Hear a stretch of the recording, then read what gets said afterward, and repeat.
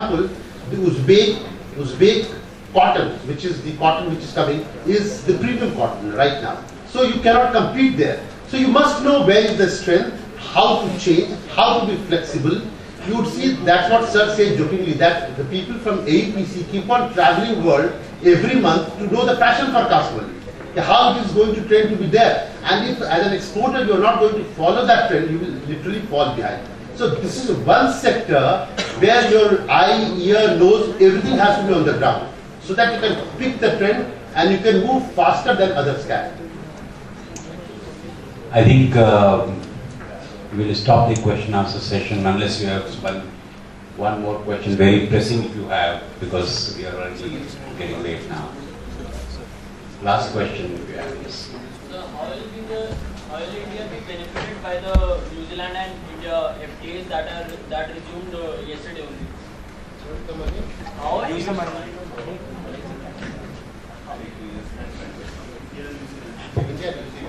Hello. So my question is, how will India be benefited by the India-New Zealand FTA that were resumed day before yesterday? Many FTA you gain by first thing you see is what is the synergy between the exports of your country with respect to other countries. So the competitiveness of India in some products, if that is complementary to the New Zealand exports, then obviously it is beneficial for both the countries to have a FTA, because then our products become competitive there as compared to other countries, nearby countries, I mean like China, Indonesia, Malaysia, the countries with which we are competing. And New Zealand can export its own products, in which India actually is importing. So any FTA is beneficial. Only thing is we need to analyze whether the FTA, the only risk is that lot of imports from that country come in, and which affects the domestic market, which should not happen, and that is analyzed before the FTA is signed. So I think we gain from that. Like the India-EU is still stuck, because there are a lot of issues between that. One is the wine, then cars. They want lower. They want cars to be included in FTA, which India does not want, and it's stuck on like India wants pharma to be included in the FTA, because there is a negative list in the FTA that these products will not be covered. So once you, both the countries agree to the list, of products which will be covered, then obviously it's beneficial for both of them. As Gagandeep has said that we go by the tariff line between the two countries, where we are going to do preferential agreement. You see, in international trade, the first and the foremost step is the signing of few agreements, and this is done what we call it through JCS. You know, ministries have joint consultation mechanism.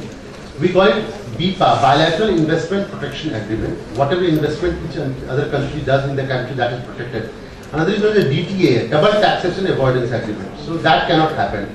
Beyond that, what he says is that it happens is that we give tariff preferential, because this is not a regional agreement. But if you have a bilateral agreement, then what you do is that you mutually agree upon to give concession in tariff line, certain tariff line. Now the game which happens between the two countries is that you see that you will give concession. For example, I and you are entering into agreement. I'll say I'll give you concession on 50 tariff line, and I require concession from you from 50 tariff line. So what you do is that at times they search for those tariff line where there is minimum trade, so that the loss to the duty is not that substantial. Then second steps comes. I said no. For example, New Zealand has an advantage to push its, let's say, its automobile sector. So it will say that it would like to have a concession on its automobile coming to India. Now I would like to see that in that, how much is the intake, how much will be the loss. So both of them want to have a win-win situation. So when both the countries arrive at a situation where the loss of duty because of preferential tariff agreement is not substantial, or even if it's substantial, then the political benefits far outweigh. For example, we are doing with Central Asia. We say, oh, I do it because at least it's going to give a view in the Organization of Islamic Countries against Pakistan. So you know that it's going to speak against Pakistan, you suffer certain economic hardship also. So all these double tax, all these agreements is a mix of political, economic and security considerations. When political and security considerations are high, economy we are willing to suffer. When both of them are not very high, you would like to score a point in terms of economic advantages. And if both of it doesn't happen, then it's not signed. So before that, we have done an entire agreement where we have seen with New Zealand, we have substantial imports and substantial exports. We have seen that it's more or less equal because we had, New Zealand had a positive balance of trade. We have said that it's more or less equal and we have agreed and gone and signed the New Zealand. All right?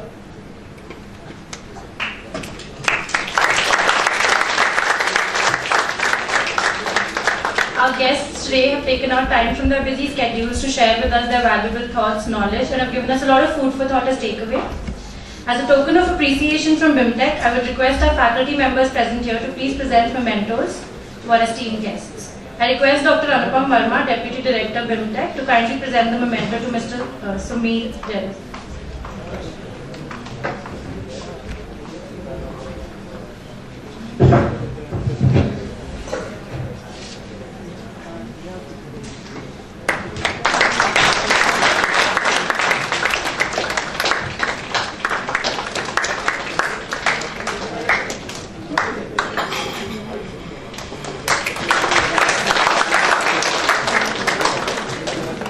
I request Dr. Anuj Sharma to kindly present the memento to Dr. Amiya Chandra.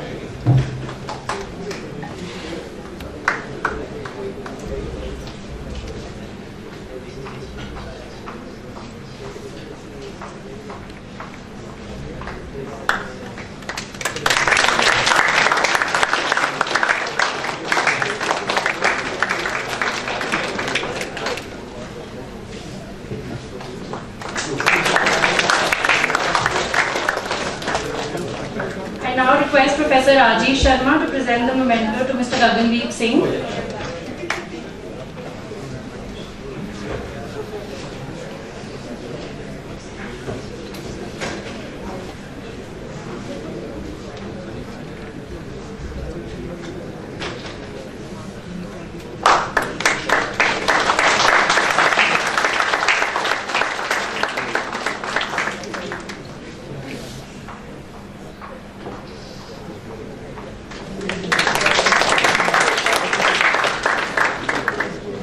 I now request Professor Ritu Srivastava to kindly present the memento to Ms. Tanu Singh.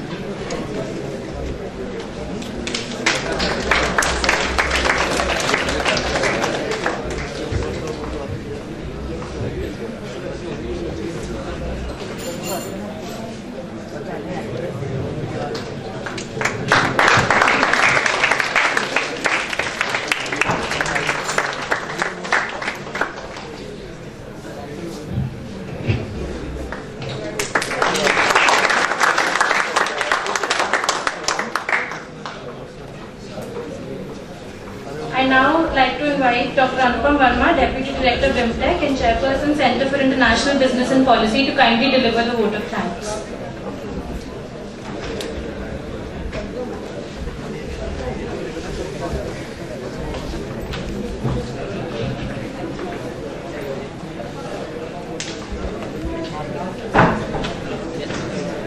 Good afternoon.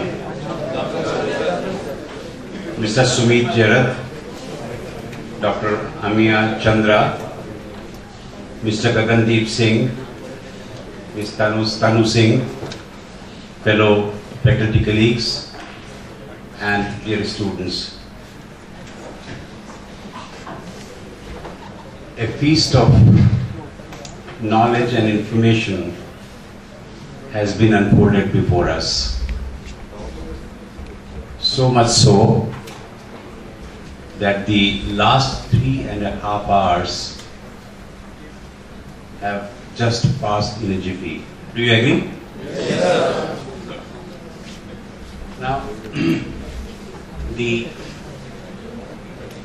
first thing, okay, let me once again welcome the Niryat Bandhus, as they call themselves. That is the Business Excellence Support Team, BEST. I think it's a great idea.